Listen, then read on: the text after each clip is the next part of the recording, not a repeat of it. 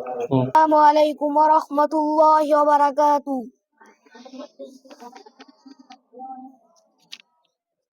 দারুল উলুম ইমাম বুখারী হাফিজে মাদ্রাসার সম্মানিত বড় হুজুর ও আসাতেজায়ে কেরাম এবং আজিজ তলাবা, সময়ের সংক্ষিপ্ত পরিসরে আমি আপনাদের সামনে কিছু কথা বলবো তা রাসূলের সবচেয়ে প্রিয় যুব সমাজ নিয়ে। আমি আশা ব্যক্ত করি যে তা যুব সমাজের গাফলতের ঘুম ভাঙবে ইনশাআল্লাহ। হে যুবক, তুমি রাসূলের হিলফুল ফুজুলের সঙ্গী। হে যুবক, তুমি বাইআতে আকাবায় রাসূলের সাথে ওয়াদাবদ্ধ। হে যুবক, তুমি সেই খালিদ বিন ওয়ালিদ যার ইমানি শক্তিতে ৩,০০০ বিজয় হয়েছিল ৩,০০,০০০-এর উপরে মুতার যুদ্ধে। হে যুবক, তুমি ভিতরে তোমার ভিতরে আবু বকর, ওমর, ওসমান ও আলীর রক্ত প্রবাহমান। তুমি জাগ্রত হলে জাগবে গোটা দেশ, জাগবে গোটা পৃথিবী। আজ তোমার আশায় আরাকান, ফিলিস্তিন, উইগুর, মুসলিম। আসসালামু আলাইকুম ওয়া রাহমাতুল্লাহ। মাশাআল্লাহ। যুবক, তুমি জেগে ওঠো। তুমি জেগে না উঠলে বাংলাদেশ আর এরকম থাকবে না। হে যুবক, তুমি রাসূল সাল্লাল্লাহু আলাইহি ওয়াসাল্লামের সাথে হিলফুল ফুজুলের সঙ্গী, ভুলে যাবে না। হে যুবক, তুমি রাসূলের বায়াতে আকাবার সঙ্গী, তুমি রাসূলের বায়াতে আকাবায়ে সানিয়ার সঙ্গী, তুমি রাসূল সাল্লাল্লাহু আলাইহি ওয়াসাল্লামের হিজরতের সঙ্গী, তুমি রাসূল সাল্লাল্লাহু আলাইহি ওয়াসাল্লামের মক্কা বিজয়ের সঙ্গী, তুমি রাসূল সাল্লাল্লাহু আলাইহি ওয়াসাল্লামের উহুদ বিজয়ের সঙ্গী, তুমি রাসূল সাল্লাল্লাহু আলাইহি ওয়াসাল্লামের বদর বিজয়ের সঙ্গী। তুমি যদি ঘুমিয়ে থাকো, ঘুমিয়ে পড়বে পুরো দেশ। তুমি যদি ঘুমিয়ে যাও, ঘুমিয়ে পড়বে গোটা বিশ্ব। আজকে তোমাদেরকে মদ দিয়া, নারীর লোভ দেখায়া, তোমার ঘরের মধ্যে ভারতীয় হিন্দি সিরিয়াল চালায় দেয়া, তোমাদেরকে ওই ঘুম পাড়ায় দেওয়ার প্রচেষ্টা, যে ঘুম হংকংয়ের মানুষরা ঘুমানোর কারণে আজকে তাদের দিনও শেষ, দুনিয়াও শেষ। আজকে তোমার আশায় উইঘুর, আরাকান, ফিলিস্তিন সমস্ত মুসলিমরা তোমার আশায়। তুমি জাগলে সবাই নিরাপদ, তুমি ঘুমাইলে গোটা দেশ আবার শাপলা চত্বরের ভয়াল আবায় ধ্বংস হয়ে যাবে, ধ্বংস হয়ে যাবে, ধ্বংস হয়ে যাবে। কথা বলেন ঠিক কিনা? নারে তাকবীর, নারায়ে তাকবীর। দিন ইসলাম, দিন ইসলাম জিন্দাবাদ, দিন ইসলাম, দিন ইসলাম জিন্দাবাদ। আল কোরআনের আলো ঘরে ঘরে জ্বালো, আল হাদিসের আলো ঘরে ঘরে জ্বালো। দিন ইসলাম, দিন ইসলাম জিন্দাবাদ, দুনিয়ার মুসলিম এক হও, এক হও, এক হও। দুনিয়ার মুসলিম ওসমান আলীর রক্ত বৃথা যেতে দেব না। ওসমান আলীর রক্ত দিল্লি না ঢাকা, গোলামি না আজাদি। আল্লাহু আকবার। আল্লাহ তাআলা আমাদের সকলকে আল্লাহর রাসূলের আদর্শে নিজের জীবন এবং রাষ্ট্রকে পরিচালনার তৌফিক দান করে পড়ে আমিন। সুন্নাত মেনে চলা করুন।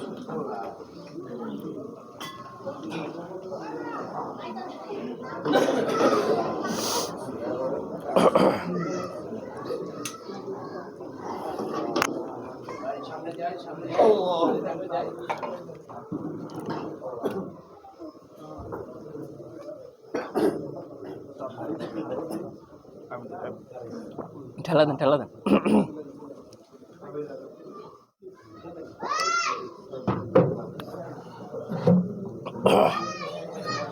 মোবাইলটা দিন।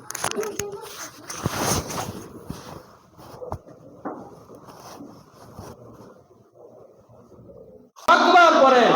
আজকে যদি আপনারা পৃথিবীর বিশ্বের বাহিরের দেশগুলোর দিকে তাকান, আপনারা বুঝতে পারবেন রাসূলের আদর্শ ধারণ না করার কারণে তাদের পরিণতি কি হয়েছে। আমি যদি বেশি দূরে না যাই, পৃথিবীর মধ্যে একটা অন্যতম দেশের নাম হলো হংকং। ওয়াশিং মেশিন কিনতে যাইবেন, মেড ইন হংকং। আপনারা ইস্ত্রি কিনতে যাইবেন, মেড ইন হংকং। হুন্ডা কিনতে যাইবেন, মেড ইন হংকং। বড় বড় মেশিন কিনতে যাইবেন, মেড ইন হংকং। এই যে হংকং কিনা পুরা বিশ্বে তাদের পাওয়ার সাপ্লাই, পুরা বিশ্বে তাদের পণ্য, পুরা বিশ্বের কাছ থেকে তারা মুনাফা পায়। আমি শুধু হংকং এর একটা পরিস্থিতি আপনাদেরকে শুনে বিদায় নেব ইনশাআল্লাহ। শুনেন, এই যে হংকং আজকে টাকা পয়সা কম নাই, আজকে বিগত কিছুদিন আগে ওয়ার্ল্ড ট্রাভেলার যারা আছে তারা একটা বিনোদন প্রকাশ করেছে, এই হংকং এর মধ্যে 75 মিলিয়ন লোক আছে। 75 মিলিয়ন লোক, 1 মিলিয়নে 10 লক্ষ, তাহলে 75 মিলিয়নে 7.5 কোটি লোক আছে। 7.5 কোটি লোকের কাছে ওই পরিমাণ টাকা নাই, মাত্র 75 জন লোকের কাছে যে পরিমাণ টাকা আছে। পুরা দেশের অর্থনীতি মাত্র 75 জন লোকের কাছে সীমাবদ্ধ। কি কারণে? একমাত্র রাসূলের আদর্শ না থাকার কারণে। আপনি বলতে পারেন হুজুর কোন জায়গার বয়ান কোন জায়গায় ঢুকাই দিলেন? রাসূলের আদর্শ না থাকার কারণে কেন? যাকাত ম্যানেজমেন্ট সিস্টেম নেই। গরিব সারা জীবন আরো গরিব হতে থাকে, গরিব হতে থাকে, গরিব হতে থাকে, গরিব হতে থাকে, আর টাকা বড় লোকদের কাছে যেতে থাকে, যেতে থাকে, যেতে থাকে, যেতে থাকে। এই জন্য আপনাদেরকে বলবো, যারা ইউরোপ আমেরিকার আদর্শ নিয়ে বাংলাদেশে রাজনীতি করে, তারা কখনো মানুষের দুঃখ বিমোচন করতে পারবে না। তারা মানুষকে আরো বেশি ঋণের মধ্যে ফাঁসায় দেবে। কথা বলেন ঠিক কিনা? কারণ রাসূলের আদর্শ একমাত্র আদর্শ যারা মানুষকে দরিদ্রতা বিমুখ করে। আল্লাহু আকবার করেন। এই হংকং এর মধ্যে 75 মিলিয়ন পার্সনের টাকা পয়সা মাত্র 75 জন মানুষের কাছে। তারা মাইকের মধ্যে বলতেছে যে আমাদের দেশের যে সিস্টেম এটা দিনের পর দিন নিচে নামবে। এর কারণ হলো এখানে মদ আর অবৈধ নারীকে বৈধতা দেওয়া হয়েছে। আর মদ আর অবৈধ নারীকে বৈধতা দেওয়ার কারণে কি হয়েছে ভাই? বাবা যে সম্পদ রেখে যায় সেই সম্পদ তারা মদ খাওয়া ব্যয় করে। বাংলাদেশে যদি মদকে হালাল করা হইতো, আপনি আপনার সন্তানকে বেশি দিন আটকে রাখতে পারতেন না। তারা বহু সিস্টেম করে আজকে 100 বছর যাবত তারা তাদের পৈতৃক সম্পদ মদে লাগাই দিছে। টাকা পাইছে কারা? মদ কোম্পানি। এরপরে তারা তাদের পৈতৃক সম্পদকে কই লাগাই দিছে? নারীদের পিছনে লাগাই দিছে। টাকা পাইছে কারা? এই সাপ্লাইকাররা, যারা এই বাংলায় ময়কার বা গয়র শিকার গি বলে এটা আর কি, যারা এই মাইয়া সাপ্লাই করে এরা টাকা পায় গেছে। টাকা সব জিপিটি টাকা চলে গেছে মদ ব্যবসায়ীদের হাতে আর মাইয়া সাপ্লাইদের হাতে। এরা ভালো না খারাপ? এরা খারাপ।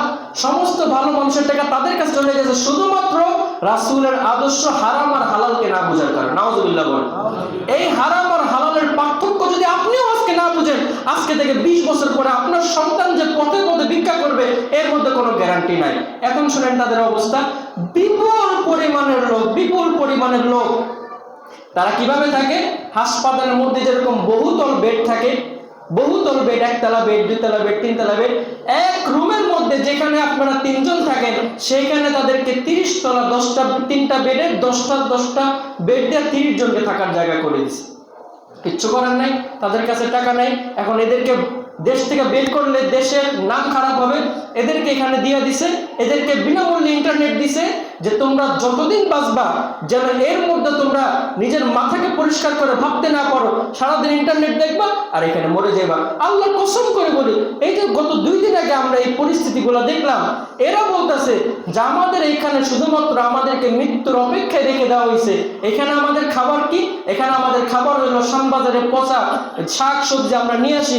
এক বাথরুমে যেখানে মানুষ বাথরুম করে সেইখানের পানি দিয়ে আমরা শাক সবজি রান্না করে খাই। যেখানে আর ওইখানে এতটা সার পোকা, সরকারের নিধনের কোনো প্রয়োজন নাই, কারণ সরকার চাইলে যেন দ্রুত মরে যায়। কারণ এদের কাছ থেকে চুষার মতো আর কিছু নাই। এদের সমস্ত সম্পদেরকে জিজ্ঞেস করে তোমাদের কারণ এরকম কেন? তারা বলছে যে আমাদের দেশে কোনো আইন নাই, আমরা আমাদের টাকা ইচ্ছা মতো মদে লাগাইতে পারি, আমরা আমাদের টাকা ইচ্ছা মতো নারীবাজে লাগাইতে পারি, আমরা আমাদের টাকা ইচ্ছা মতো জুয়ায় লাগাইতে পারি। আর যখনই আমরা লাগাই আল্লাহর কসম আমরা জিতি না, আমরা হাঁটতে থাকি। এমনকি আমরা আমাদের কিডনিগুলা জুয়ায় লাগাই দেই, আমরা আমাদের চোখগুলা জুয়ায় লাগাই দেই, আমরা আমাদের কলিজাগুলা জুয়ায় লাগাই দেই, আমরা আমাদের মস্তকগুলা জুয়ায় লাগাই দেই, আমরা আপাদ মস্তক জুয়ার মধ্যে লাগাই দিয়া আমরা কিছুদিন বেঁচে থাকি। যখন আমি মারা যাই এরপরে সরকার আমাদেরকে কবর দেওয়ার মতো জায়গাটা তাদের কাছে নাই, তারা আমাদেরকে পুড়ায় ফেলে মাটির মধ্যে নিভায় দেয়। নাউজুবিল্লাহ। আপনাদেরকে এবার জিজ্ঞাসা করবো, এই পরিস্থিতি হংকং এর কিসের কারণে বলেন? ওইখানে কি গণতন্ত্র নাই? ওইখানে কি কোর্ট নাই? ওইখানে কি ডাক্তার নাই? ওইখানে কি ইঞ্জিনিয়ার নাই? ওইখানে কি পুলিশ নাই? ওইখানে কি র্যাব নাই? ওইখানে এভরিথিং ইজ অল, সব কিছু আছে। ওইখানে যেটা নাই সেটা হলো আল্লাহর রাসূলের আদর্শ। কথা বলেন ঠিক কিনা? কালামিহিল মাজিদ وفرقانه الحميد. وعد الله الذين آمنوا وعملوا الصالحات منكم ليستخلفنهم في الأرض. وقال تبارك وتعالى في شان بيعة عقبة: وعدكم الله مغانم كثيرة تأخذونها فعجل لكم هذه وكف أيدي الناس عنكم. صدق الله العظيم. وقال رسول الله صلى الله عليه وسلم: عن عبادة بن الصامت رضي الله عنه قال: بايعنا رسول الله صلى الله عليه وسلم على السمع والطاعة في العسر واليسر والمنشط والمكره، وعلى ألا ينازع الأمر أهله، وعلى أن نقول بالحق أينما كنا لا نخاف في الله لومة لائم. وقال رسول الله صلى الله عليه وسلم: قال عبادة بن الصامت رضي الله عنه: دعانا النبي صلى الله عليه وسلم فبايعناه، فكان فيما أخذ علينا ألا نشرك بالله شيئا، ولا نسرق ولا نزني ولا نقتل أولادنا، ولا نأتي ببهتان يفترينه بين أيدينا وأرجلنا، ولا نعصية في معروف، أو كما قال عليه الصلاة والسلام: إن الله وملائكته يصلون على النبي يا أيها الذين آمنوا صلوا عليه وسلموا تسليما. لا إله إلا الله. جربور لا إله إلا الله. لا إله إلا الله. لا إله নাই কোনো মাবুদ আল্লাহ ছাড়া। লা ইলাহা আসমানের মালিক যেই আল্লাহ, জমিনের মালিক সেই আল্লাহ। লা ইলাহা ইল্লাল্লাহ। লা ইলাহা ইল্লাল্লাহ। লা ইলাহা হাসবি রব্বি জাল্লাল্লাহ মা ফি কলবি গায়রুল্লাহ। নূর মুহাম্মদ সাল্লাল্লাহু লা ইলাহা ইল্লাল্লাহ। জোরে পড়ি লা ইলাহা ইল্লাল্লাহ। মুহাম্মদ শহীদ পড়ি লা ইলাহা ইল্লাল্লাহ। বালাগাল উলা বিকামালিহি কাশাফাত তুজা বিজামালিহি হাসুনাত জামিউ বিসালিহি। সাল্লু আলাইহি ওয়া আলিহি। বালাগাল উলা বিকামালিহি কাশাফাত তুজা বিজামালিহি হাসুনাত জামিউ বিসালিহি। সাল্লু আলাইহি ওয়া আলিহি। লা ইলাহা ইল্লাল্লাহ। জিয়ারতে মদিনে কি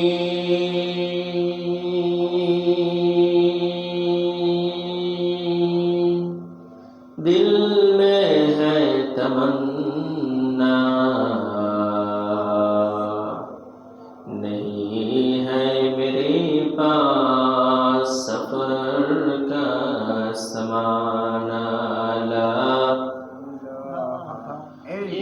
जन्नत दोज़ख से ऐ रब मैं क्या करूं, आरज़ू है मैं तुझे देखा करूं। ला इलाहा इल्लल्लाह। हूर गिल्मा जितनी नेमतें बराए तू, सबसे बढ़कर नेमते दीदार तू।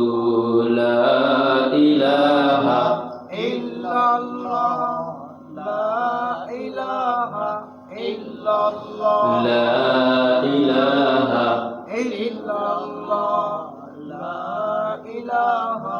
दिखा दे इलाही मुझे बुलबुल मदीना, दिखा दे इलाही मुझे बुलबुल मदीना, बुलबुल मदीना में है जन्नत का नज़ारा, बुलबुल मदीना में है जन्नत का नज़ारा। अल्हम्दुलिल्लाह। মহান রব্বুল আলামিন আলিশান দরবারে আমরা অগণিত অসংখ্য সুজদা ইকরাম জানাচ্ছি যে মহান রব্বুল আলামিন আমাদেরকে আজ 23শে জানুয়ারি রোজ শুক্রবার আল্লাহ রব্বুল আলামিনের কোরআন এবং হাদিসে পাক থেকে কিছু কথা শুনবার জন্য রাসূল করিম সাল্লাল্লাহু আলাইহি ওয়াসাল্লামের জীবনী নিয়ে ধারাবাহিক আলোচনায় আল্লাহ তাআলা আমাদেরকে অংশগ্রহণ করার তৌফিক দান করেছেন। এই জন্য আমরা আনন্দ চিত্তে দিলের সমস্ত ভালোবাসার খুশিকে একত্রিত করে, পৃথিবীর আকাশ বাতাসকে একত্রিত করে, দুনিয়ার সমস্ত নাস্তিক মুরতাদদের ঘুমকে হারাম করে দিয়ে আমরা বাতিলের আতঙ্ক থেকে শুরু করে দুনিয়াতে যারা ইসলাম চায় না, কোরআন চায় না, তাদেরকে লক্ষ্য করে আল্লাহ রব্বুল আলামিনের ভালোবাসায় নিজের প্রাণকে উজ্জীবিত করে সমস্ত শক্তি আর ভালোবাসাকে জিহ্বার আগায় এনে আমরা সেই রবের দরবারে শুকরগুজার করছি। আলহামদুলিল্লাহ। আমরা আরো একবার প্রাণবন্ত আওয়াজে আকাশ বাতাসকে মুখরিত করে আল্লাহর ভালোবাসার জন্য আমরা করছি আলহামদুলিল্লাহ। শুকর আদায় করলে নিয়ামত বাড়িয়ে দেয় একজন, তিনি কে? আল্লাহ। বিসমিল্লাহ বলে শুরু করলে বরকত বাড়িয়ে দেয় একজন, তিনি কে? আল্লাহ। সব কাজের শুরুতে নাম নেবে একজনের, তিনি কে? আল্লাহ। রাজনীতির শুরুতে নাম নেবে একজনের, তিনি কে? আল্লাহ।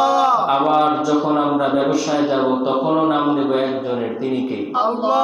আবার যখন আমরা স্ত্রীকে পিটাবো তখনও নাম নেবে একজনের, তিনি কে? স্ত্রীকে পিটানোর সময় নাম নিব কার? স্ত্রীকে পিটানো জায়েজ আছে? না।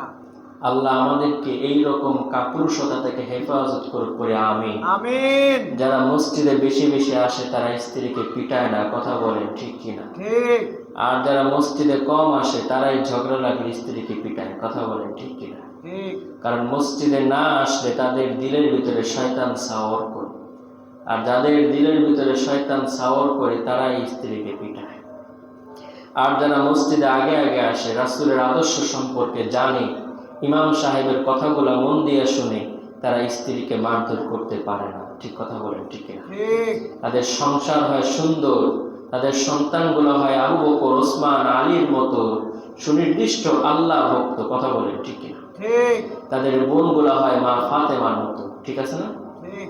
আর যারা মসজিদে আসে না তারাই নাস্তিক্যবাদের সাক্ষী দেয়। যারা মসজিদে দেরি করে আসে আল্লাহ তাআলা তাদের মাথার উপরে ঋণের বোঝা চাপিয়ে দেয়, কথা বলেন ঠিক কিনা? ঠিক। আজকে আমি আপনাদেরকে বড় আহ্বান জানাবো, 10 টাকা, 5 টাকা, 20 টাকা, 50 টাকার লোভে দোকানটাকে এখনো খুলে রাখিয়েন না। বিকজ অফ যখন মসজিদের মাইকে জুমার আজান হয়ে যায়, আল্লাহ তাআলা সূরাতুল জুমার মধ্যে বলেছে যে যখন তোমাদের মসজিদে আজান হয়ে যাবে তখন তোমাদের জন্য সমস্ত বেচা বিক্রিকে আমি আল্লাহ হারাম করে দিয়েছি। যে জিনিসকে আল্লাহ হারাম করে ওই জিনিস খেয়ে কেউ সুখী হতে পারে? হ্যাঁ, হারাম খেয়ে কোনোদিন সুখী হতে পারে? হ্যাঁ, যত হারাম তত ধ্বংস। আর যত হালাল ততই আরাম। সুবহানাল্লাহ পড়ে। সুবহানাল্লাহ। রাসূল করিম সাল্লাল্লাহু আলাইহি ওয়াসাল্লাম হযরতে আবু হুরায়রা রাদিয়াল্লাহু তাআলা আনহুকে 4টা খেজুর পরে বিসমিল্লাহ পরে ফু দিয়ে দিয়েছিলেন। আবু হুরায়রা রাদিয়াল্লাহু তাআলা আনহু বলেন, আমি ওসমান গনি রাদিয়াল্লাহু তাআলা আনহুর শাহাদাত পর্যন্ত প্রায় 24 বছর ওই 4টা খেজুর আমার থরের মধ্যে দিয়ে দিয়েছিল। আমি শুধু বিসমিল্লাহ বলে খাইতাম, 4টা খেজুর 24 বছরও শেষ হয় না। সুবহানাল্লাহ বলেন। আর যারা হারাম খেয়ে মানুষের টাকা লুণ্ঠন করে, মানুষের ভাইকে মেরে, মানুষের সন্তানকে, মানুষের বুককে খালি করে, মায়ের বুককে খালি করে, যারা অন্যায় অবৈধ পথে ব্যাংকে টাকা পাচার করে, বিদেশে টাকা পাচার করে, তাদের শেষ পরিণতি আপনি দেখবেন, তাদের সন্তানরা তাদের জানাজায় উপস্থিত হয় না। কথা বলেন ঠিক কিনা? এমন বহু মানুষের জানাজা আমরা দেখেছি, সন্তানকে কোটি কোটি টাকা দিয়ে আমেরিকা ইউরোপে পড়িয়েছে, কিন্তু সন্তান বাবা মার জানাজা দেওয়ার যোগ্যতা লাভ করে না। ঠিক কিনা বলেন? আজকে আমরা বুখারী মসজিদে রাসূল করিম সাল্লাল্লাহু আলাইহি ওয়াসাল্লামের বায়াতে আকবায়ে সানির আদর্শ নিয়ে আলোচনা করব, যে আলোচনা মন দিয়ে শুনলে আমাদের যুবকরা হবে হযরত আলীর মতো শক্তিশালী। সুবহানাল্লাহ। যে আলোচনাগুলো মন দিয়ে শুনলে আমাদের রাজনীতিবিদরা কখনো বাংলাদেশের টাকা বিদেশে পাচার করবে না। যে আলোচনাগুলো মন দিয়ে শুনলে আমাদের মায়েরা কখনো স্বামীর অবাধ্য হবে না। সুবহানাল্লাহ বলেন। তাহলে বলেন তো, আলোচনা মন দিয়ে শোনার দরকার আছে না নাই? আছে। আচ্ছা, ঠিক আছে। সম্মানিত মুসলিম কিরাম, আমরা আলোচনা প্রবেশ করছি রাসূল করিম সাল্লাল্লাহু আলাইহি ওয়াসাল্লাম আমাদের জন্য আদর্শ। রাসূল করিম সাল্লাল্লাহু আলাইহি ওয়াসাল্লাম আমাদের জন্য আদর্শ। তিনি আমাদের জন্য আল্লাহ পাকের পক্ষ থেকে প্রেরিত শিক্ষক। তার জীবনী আমাদের জন্য সর্বোত্তম সফলতার প্রান্ত। সুবহানাল্লাহ পড়েন। সাল্লাল্লাহু আলাইহি ওয়াসাল্লাম পড়েন। রাসূলের আদর্শ শোনার আগে আমরা জানব রাসূল করিম সাল্লাল্লাহু আলাইহি ওয়াসাল্লাম বিগত 4 সপ্তাহ যাবত যেই আলোচনা টানছিলাম, আজকে বিগত 4 সপ্তাহের আলোচনার সংক্ষেপ একটা ডেমো দিয়া, সংক্ষেপে একটা অ্যাডভার্টাইজমেন্ট দিয়া, সংক্ষেপে আপনাদেরকে প্রি ব্যাগ তাই না আজকের বায়াতে আকবায়ে সানির অংশটা আপনাদেরকে শোনাবো। আপনারা এই থেকে কি শিক্ষা পেলেন বয়ানের শেষে আমি আপনাদেরকে বুঝাই দিব। আল্লাহর রাসূল সাল্লাল্লাহু আলাইহি ওয়াসাল্লামের মেরাজ পরবর্তী সময় থেকে নিয়ে মক্কা ছেড়ে মদিনা যাওয়া পর্যন্ত আমি অত্যন্ত শর্টে আপনাদেরকে শোনাই দেব। আচ্ছা, এখানে আসুন, এখানে আসুন, বসুন, বসুন।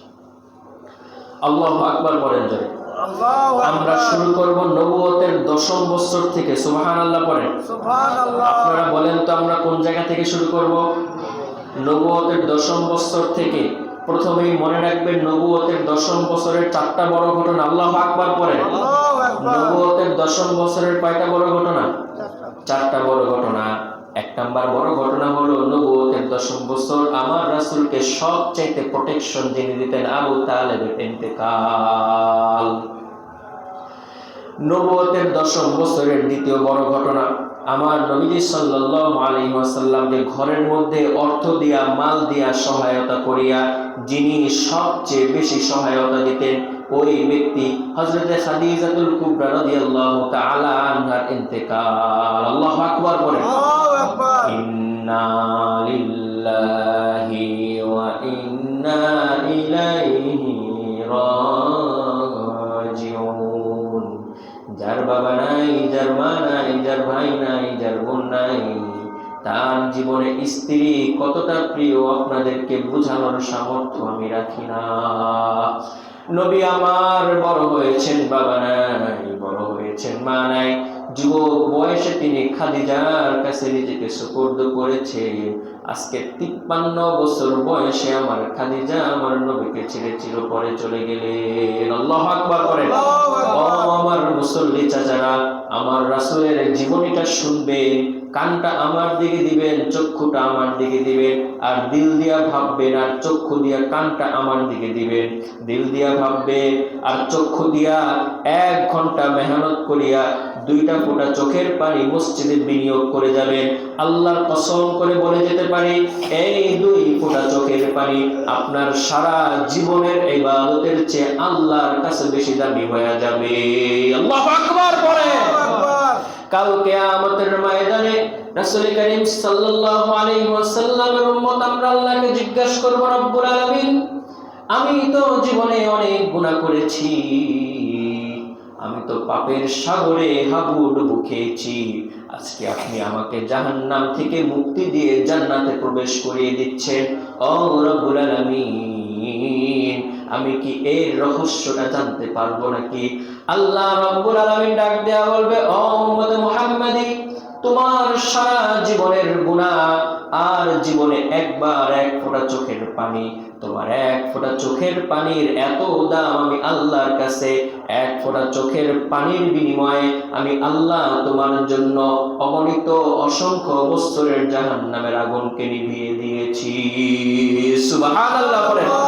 এই জন্য মুসল্লি চাচারা, কানটাকে আমার দিকে দিয়া শুনবেন আর দিল দিয়া চিন্তা করবেন, আর চক্ষু দিয়া একদম নীরবে বসিয়া আল্লাহর ধ্যানে আপনি শুধু শুনবেন আর চোখ দিয়া 1 ফোঁটা পানি ফালানোর চেষ্টা করবেন। আল্লাহু আকবার বলেন। আল্লাহু আকবার। আল্লাহ রাসূল সাল্লাল্লাহু আলাইহি ওয়াসাল্লামের নবুয়তের 10ম বছরের 4টি বড় বড় ঘটনার 2টা অলরেডি আপনারা শুনলেন। 1 নাম্বার, তার চাচা আবু তালেবের ইন্তেকাল, বাহির থেকে সমস্ত সহযোগিতা রাসূলের অফ। 2 নাম্বার, ঘরের মধ্যে খাদিজার ইন্তেকাল, ঘরের মধ্যে সমস্ত আদর আপ্যায়ন অফ। 3 নাম্বার, নবুয়তের 10ম বছরের 3 নাম্বার ঘটনা হইল রাসূল করিম সাল্লাল্লাহু আলাইহি ওয়াসাল্লাম নিজের ঘরের মধ্যে, নিজের এলাকার মধ্যে সর্বাত্মক অসহায়ত্বের শিকার হইয়া, সর্বাত্মক মানুষের বকা খাইয়া, সর্বাত্মক কাফের মুশরিকদের নির্যাতনের শিকার হইয়া রাসূল আমার সাল্লাল্লাহু আলাইহি ওয়াসাল্লাম মক্কা ছেড়ে মদিনায়, মক্কা ছেড়ে তায়েফের ময়দানে তাশরিফ নিয়ে গেলেন। আল্লাহু আকবার পড়েন। আল্লাহু আকবার। তায়েফের কাফেরেরা চিনলো না এ আলো, দুষ্ট ছেলেদের পিছু দিল লেলিয়ে। হে রাসূল, তোমাকে ভুলি আমি কেমন করে? হে রাসূল, তোমাকে ভুলি আমি কেমন করে? খেয়ে না খেয়ে দিন প্রচারের কাজে নিজেকে দিয়েছ বিলিয়ে। তায়েফের কাফেরেরা চিনল না এ আলো, দুষ্টু ছেলেদের পিছু দিল লেলিয়ে। হে রাসূল, তোমাকে ভুলি আমি কেমন করে? হে রাসূল, তোমাকে ভুলি আমি কেমন করে? সাল্লাল্লাহু আলাইহি ওয়াসাল্লাম। রাসূল করিম সাল্লাল্লাহু আলাইহি ওয়াসাল্লামের নবুয়তের 10ম বছরের 4টা কাহিনীর 3 নম্বর কাহিনী হইল নবী সাল্লাল্লাহু আলাইহি ওয়াসাল্লাম তায়েফের ময়দানে তাশরিফ নিলেন, কিন্তু তায়েফের বাসীরা তাকে চিনল না। তায়েফের কাফেররা নবীজিকে এত পরিমাণে প্রহার করলেন। নবীজির সাথে যায়েদ বিন হারেসা ছিল নবীজির পালক পুত্র। নবীজি যায়েদ রে বলে, যায়েদ রে, আমি তো এতিম ছিলাম, ও যায়েদ রে, আমার তো মা নাই, কখনো আমি মায়ের আদর পাই নাই। 6 বছর বয়সে চিনতেই পারলাম না, মাকে হারিয়ে ফেললাম। আর জন্মের 6 মাস আগে থেকে আমার বাবা নেই, আমি তো জন্মের আগে থেকে এতিম ছিলাম রে যায়েদ। দুনিয়াতে কেউ বাবারে এত মারে নাই। আজকে তায়েফের ময়দানে আমি এমপি হওয়ার জন্য আসি নাই, তায়েফের ময়দানে আমি মেম্বারশিপ হওয়ার জন্য আসি নাই, তায়েফের ময়দানে আমি ব্যবসা করে বড়লোক হওয়ার জন্য আসি নাই।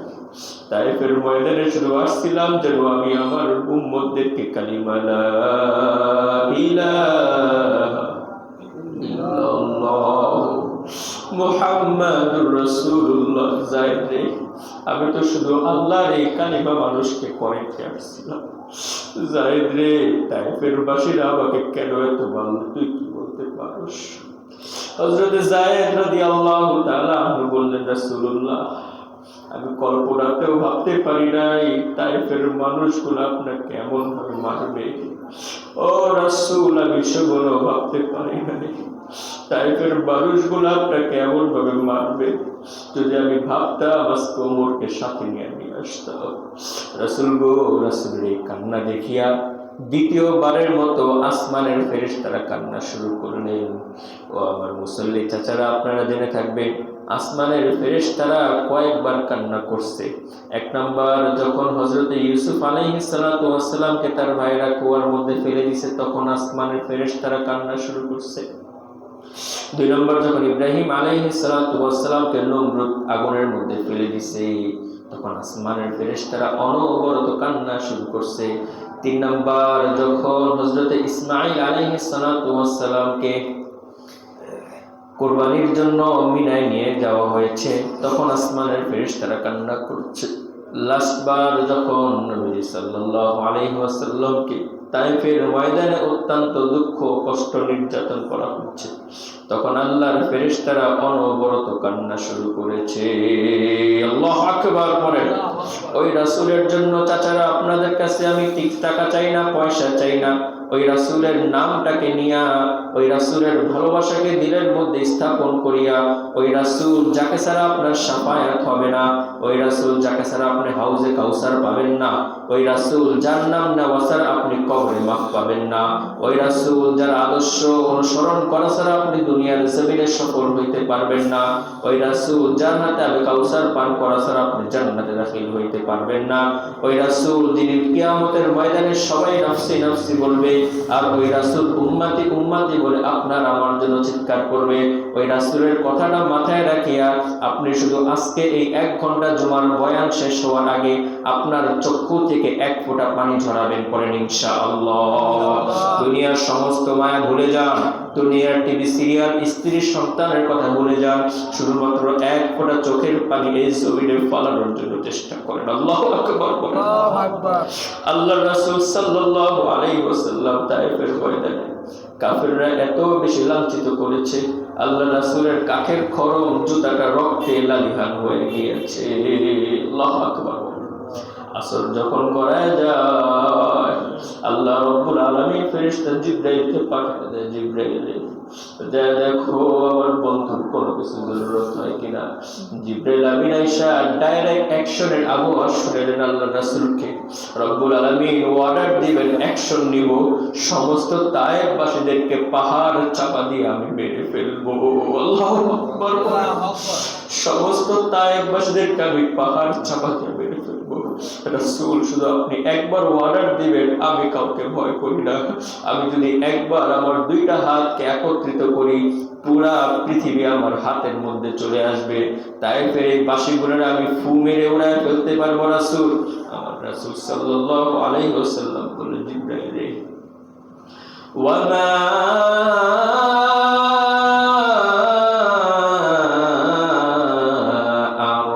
আরসালনাকা ইল্লা রাহমাতাল লিল আলামিন।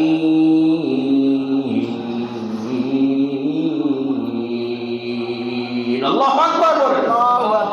রাসূল সাল্লাল্লাহু আলাইহি ওয়াসাল্লাম আর জিবরাইলের কথোপকথন আল্লাহ আসমান থেকে দেখতেছে।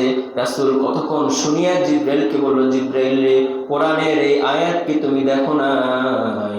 আমার আল্লাহ আমাকে দুনিয়াবাসীর জন্য রহমত স্বরূপ পাঠাইছে, গজব স্বরূপ নয়। আল্লাহু আকবার বলেন। আল্লাহু আকবার। ওই রাসূলের আদর্শে যদি রাষ্ট্র পরিচালনা হয়, দেশের নাগরিকরা সব চাইতে বেশি নিরাপদে বসবাস করবে, ঠিক কিনা বলেন?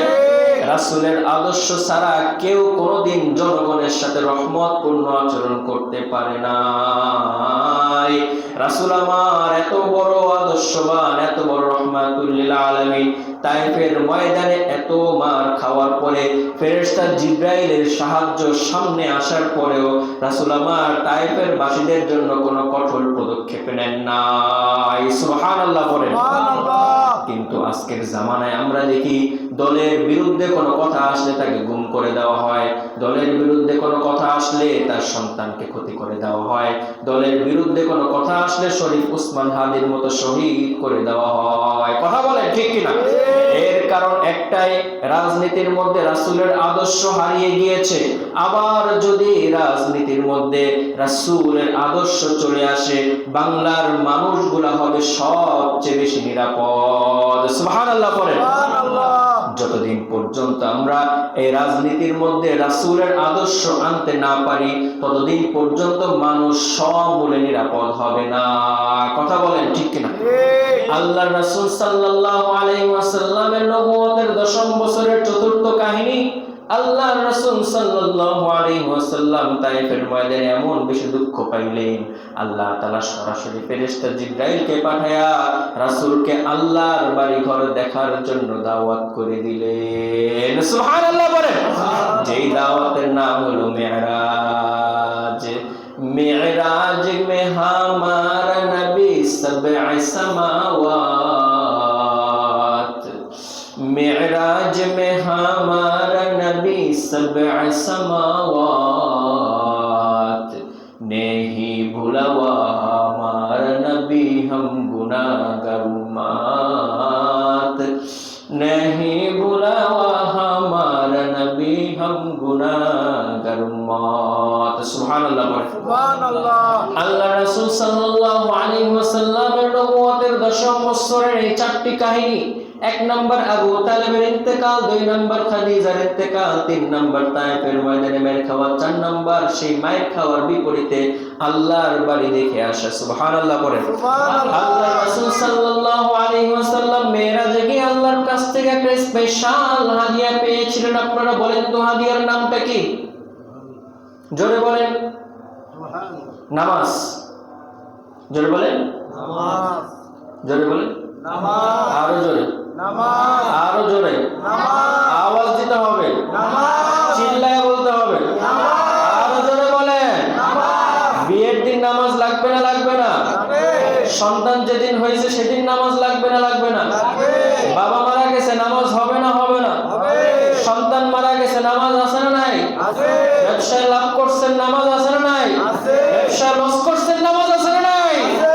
দেশ থেকে তাড়িয়ে দেওয়া হয়েছে নামাজ আছে না নাই? আছে। জেলখানে আটক করা হয়েছে সেখানেও নামাজ আছে না নাই? আছে।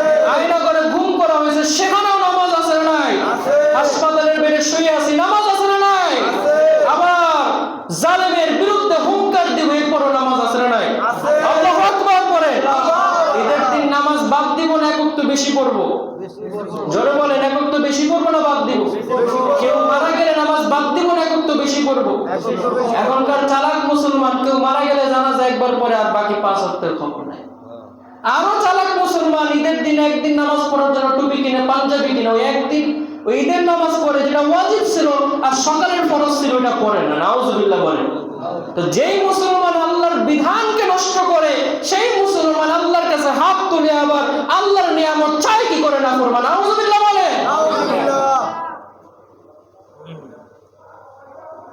जन्नत में मकान अपनी बनाती है नमाजी। सुभान अल्लाह। सुभान अल्लाह।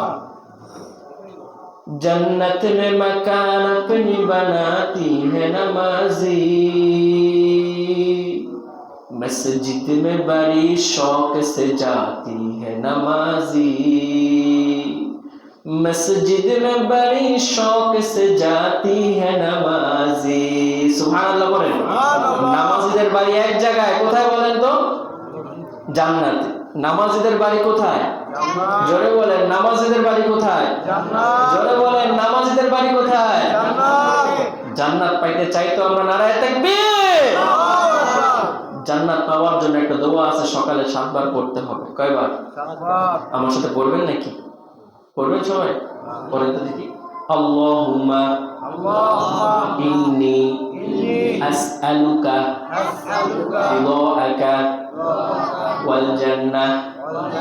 আল্লাহুম্মা ইন্নী আসআলুকা রিদাআকা ওয়াল জান্নাহ।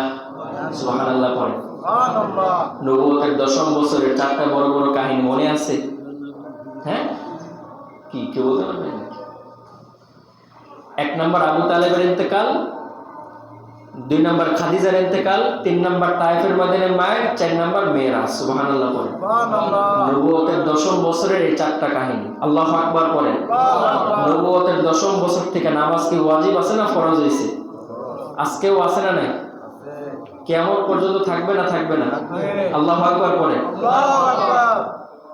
এইবার আসে নবীজি মেরাজ থেকে ফিরে আসলেন। এইবার কাফের আবু জাহেলের সামনাসামনি ইন্টারভিউ শুরু হল। বাতিল মিডিয়াগুলো নবীজির সামনে মাইক ধরলো। ওই প্রথম আলো, ডেইলি স্টার, এই শয়তানগুলো নবীজির সামনে মাইক ধরে মাইক্রোফোন লাগায় ক্যামেরা তাক করে জিজ্ঞাসা করলো, নবীজি আপনি কই গেছিলেন? বলে আমি মেরাজে গেছি। বলে থিওরি কি বলে? আপনি মেরাজে গেছেন, এই থিওরি কি? আপনি তো ভণ্ডামি করতেছেন। নাউজুবিল্লাহ বলে। জিজ্ঞাসা করছে। নবীজি সাল্লাল্লাহু আলাইহি ওয়াসাল্লাম বলে কি পরীক্ষা নিতে চাও বলো। আল্লাহু আকবার বলে। সমস্ত নবীদের মেরাজ ছিল ইমতিহান, আমার নবীর মেরাজ ছিল ইনআম। আল্লাহু আকবার বলে। নবীজি সাল্লাল্লাহু আলাইহি ওয়াসাল্লাম প্রথম আলো, ডেইলি স্টার, ভারতীয় গণমাধ্যম, ওই যে রঞ্জিত শেখ নাকি মলম বিক্রেতা, এই যে মাইক ধরছে। তো নবীজি জিজ্ঞাসা করছে কি প্রশ্ন করতে চান করেন। তো আবু জাহেল প্রথম প্রশ্ন করছে, নবীজি আপনি মেরাজে গেছেন, প্রথমে কোথায় গেছেন? বলে প্রথমে গিয়েছি ফিলিস্তিন, বাইতুল মুকাদ্দাস। আল্লাহু আকবার বলে। বলে বাইতুল মুকাদ্দাসে গেছেন, আচ্ছা ঠিক আছে। বাইতুল মুকাদ্দাস মসজিদের জানালা কয়টা আর দরওয়াজা কয়টা? শয়তানের বাচ্চা কি প্রশ্ন করছে দেখেন। এখানে আপনারা দিনের পর দিন নামাজ পড়েন, বলেন তো মসজিদে এসে কি জানালা আর ফ্যান গনে? কেউ গনে? নবীজিকে বলতেছে যে আপনি যে বাইতুল মুকাদ্দাসে গেছেন, আচ্ছা বলেন ওইখানে জানালা কয়টা আর ফ্যান কয়টা? এখন ওদের প্রশ্নের উত্তর দিতে না পারলে নবীজিকে মিথ্যাবাদী বলবে না? তো আল্লাহ রাব্বুল আলামিন সাথে সাথে জিবরাইলকে দিয়া বাইতুল মুকাদ্দাসকে নবীজির সামনে দর্পণ করায় দিয়েছে। আল্লাহু আকবার পড়ে। সমস্ত অসম্ভবকে যিনি সম্ভব করতে পারেন তিনি কে? আল্লাহ। ইন্নাল্লাহা আলা কুল্লি শাইইন কাদির। আল্লাহু আকবার বলে। খাওয়ানোর মালিক কে? আল্লাহ। না যারা ফ্যামিলি কার্ড দেয় তারা খাওয়ানোর মালিক। ওয়ামা মিন দাব্বাতিন ফিল আরদি ইল্লা আলাল্লাহি রিজকুহা। আল্লাহ তাআলা বলেন জমিনের মধ্যে মানুষ থেকে শুরু করে একটা কীড়া মাকড়া কীট পতঙ্গকে পর্যন্ত খাওয়াই আমি আল্লাহ। আল্লাহু আকবার বলেন। আমি আপনাদেরকে এখানে একটা জিনিস বড় আশ্চর্যের বিষয় কোট করাবো। আপনি বলতে পারেন কোন রাজনৈতিক দলের বিরুদ্ধে বলছেন, নেভার, নো, কখনো না। আল্লাহ তাআলা বলছেন ইল্লা। ইল্লা যারা আলেম আছেন তারা বুঝবেন ইল্লার অর্থ কি। আল্লাহ বলতে পারতেন আমি সবাইকে খাওয়াই, বাস, ম্যাটার ইজ ক্লিয়ার। কিন্তু আল্লাহ বলে নাই। আল্লাহ বলে আমি সবাইকে খাওয়াই ইল্লা আলাল্লাহি রিজকুহা, তবে খাবার কার পক্ষ থেকে আসে? বিকজ অফ আল্লাহ তাআলা জানতো যুগে যুগে বহু বাটপার সাটপার আসিয়া মানুষকে খাবারের লোভ দেখায় শুধু ভোট কিনবে। এই জন্য আল্লাহ ইল্লা শব্দ 1400 বছর আগেই লাগাই দিয়েছে। ইল্লা তুমি যখনই কাউকে দেখবা তোমার সাথে আল্লাহর প্রদত্ত দেওয়া ওয়াদা করে যেই খাবার আল্লাহ ছাড়া কেউ দিতে পারে না, সেই খাবারের ওয়াদা দুনিয়ার মধ্যে একটা সামান্য মানুষ কিভাবে ওয়াদা করতে পারে? নাউযুবিল্লাহ বলেন। ইল্লা দিয়ে আল্লাহ তো 1400 বছর আগেই বুঝাই দিয়েছে। আলাল্লাহি রিজকুহা ইল্লা, তবে খাবার দেয় কে? আমি আল্লাহ। এখানে আল্লাহ ইল্লা কেন দিল? এর তাফসীরগুলো আপনারা একটু বাংলা সার্চ দিয়া পড়িয়ে। আমি কোন মানুষের বিরুদ্ধে never never never never never never সে, কোন মানুষের বিরুদ্ধে বলা অসম্ভব, নেভার। উল্টা আমার আরো বিপদ হবে। মানুষ হাইদা কারো কেউ বিপদে ফেলায়। তবে কোরআন যে কথাটি কোট করেছে সেটা আপনাদের সামনে বলা আমার জন্য প্রয়োজন। কারণ কোন মানুষ মানুষকে খাওয়াইতে পারে না, সে যত বড় বাদশা হোক না কেন, খাওয়ানোর মালিককে, তো ফ্যামিলি কার্ড কাউকে খাওয়াইতে পারে না। আল্লাহু আকবার পড়ে না, নেভার নেভার। কেউ আমাকে খাবার দিতেও পারে না, কেউ আমার খাবার বন্ধ রাখতে পারে না। গত সপ্তাহে বাচ্চাদেরকে, এই গত বৃহস্পতিবারে বাচ্চাদেরকে একটা কাহিনী শুনাইছিলাম, হাসির কাহিনী, বললে আপনারা বুঝতে পারবেন যে যদি থাকে নসিবে। একটা গল্পটা শুনে, মা তার সন্তানের জন্য পোলাও রাঁধছে, মুরগি রাঁধছে আর গরু রাঁধছে। সন্তান আসছে স্কুল থেকে, মাদ্রাসা থেকে, সন্তান মাকে জিজ্ঞেস করছে, মা কি রাঁধতেছে? মায়ের কাছে পোলাও রাঁধতেছে। সন্তান অত্যন্ত খুশি আনন্দে সে গোসল গোসল করিয়ে আইসা বসছে। বসার পরে মা তাকে পোলাও দিছে। তারপরে বাবা বলে, আমার ছেলেটাকে আজকে মুরগির রানটা দাও, দিছে। এরপরে ভাই বলে, আমার ছোট ভাইকে আজকে গরুর তেলের পিসটা দাও, দিছে। সন্তান মুখে লোকমা দিবে এটা লোকে, মা ডিম কই? মাকে, বাবা রে দেখছস তো গ্যাসের দাম বাড়ছে, যারা আনছে শুক্র আদায় করে খায়ালাম, আজকে ডিম নেই। তুমি জানো না আমি ডিম ছাড়া খাই না? আব্বাই গরুর গোস খেয়াল লিগা গরুর গোস রাঁধছো, ভাই মুরগি খেয়াল লিগা মুরগি রাঁধছো, আমি যে ডিম খাই আমার লিগা ডিম রাঁধো নাকি?